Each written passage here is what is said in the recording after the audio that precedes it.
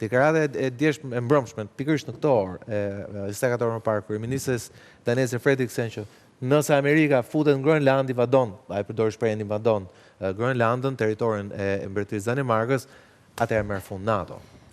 Dhe besoj që ishte deklaratë serioze nga një vend antar i rëndësishëm i NATO-s, mund ta quajmë serioze, megjithatë unë shikoj më tepër një narrativ politike apo një Se ti nuk e beson që Amerika do e marrë Groenland? Jo, unë e besoj, patjetër që do ta marrë. Kur ta marrë ti vëj flamurin se bazat i ka. Nuk mendoj që do të ketë një luftë konvencionale ashtu sikurse ne jemi mësuar. Jo, por NATO mbaron, ai nuk foli për luftë, po thashë që NATO nuk ekziston më. Për sa i përket Frederiksen, unë mendoj që ishte një deklaratë e cila më tepër një narrativ politike e ngjasonte, pasi i drejtohej popullit danez ku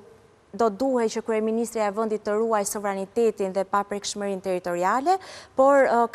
më lind pyetja të mendoj që kemi 32 vende anëtare të NATO-s, ku një president si Trumpi, i cili është një president atipik, i detyron që të shkojnë të arrijnë 5% e shpenzimeve të mbrojtjes, një ekonomie të rënuar si ajo e Bashkimit Evropian dhe vendeve të cilat nuk janë anëtarë të Bashkimit Evropian dhe askush nuk e ngre zërin. Pra, i përkohet këtyre vendeve përveç Spanjës dhe Spanja kërcënohet. Tashmë më duket pak edhe qesharake dhe duket sikur po jetojmë në një lojë në këto ditë ku Frederiksen, telenovel pikërisht, detyrohet apo e mendon se e ka luksin për të kërcënuar atë që deri në verën e shkuar e quajtën babai i NATO-s, që mund të dalin nga aleanca, ku besoj se edhe përgjigjja e Trumpit do të jetë you're more than welcome, domethënë jeni më se e lirë për t'u larguar. Gjithsesi, unë mendoj që ai territor atje është shumë i rëndësishëm jo vetëm për Amerikën, por për të gjithë ne. Ajo çka ne po shikojmë tashmë është një luftë e hapur ekonomike, ku dy rrugët kryesore të shkëmbimit tregtar në gjykimin tim, por edhe janë bërë të ditura tashmë, është pikërisht ajo që përfaqëson Arktiku si një rruga e re shkëmbimeve tregtare dhe ajo çka përfaqëson Venezuela si një nyje e hapjes dhe e shkëmbimeve tregtare apo e rrugëve të reja që Kimi, Iran dhe Rusi. Gjeoekonomia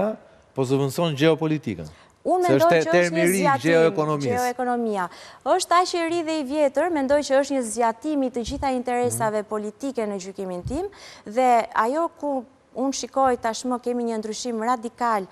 me Trumpin, i cili gjërat ndoshta i bën më të zëshme dhe pa këto diplomacit, këto korrektesat, mendoj që kemi një rikthim fuqishëm në realizëm dhe unë vetë jam më tepër e prirur të besoj tek teoria realiste e marrëdhënieve ndërkombëtare, ku interesat kombëtare dhe ato ekonomike janë ato të cilat luajnë të gjitha fijet dhe marrëdhëniet mes shteteve. Dhe për Trumpin apo për SBA-n si një superfuqi ushtarake, por edhe ekonomike tashmë, nuk do të mund të lejohen që këto rrugë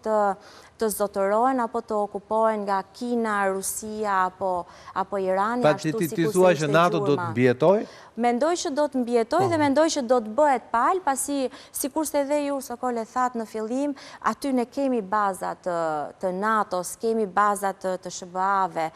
kemi një aktivitet të shtuar ushtarak me drille të ndryshme, pra me ushtrime, simulime të ndryshme që NATO kryen në atë rajon, ku tashmë i është shtuar edhe dy vende të tjera, Suedia dhe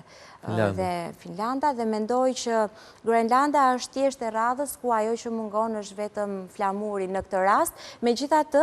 edhe një gjë të fundit, mendoj që jo vetëm që nuk do të ketë luftë, por mund të themi që po shkojmë në të njëjtin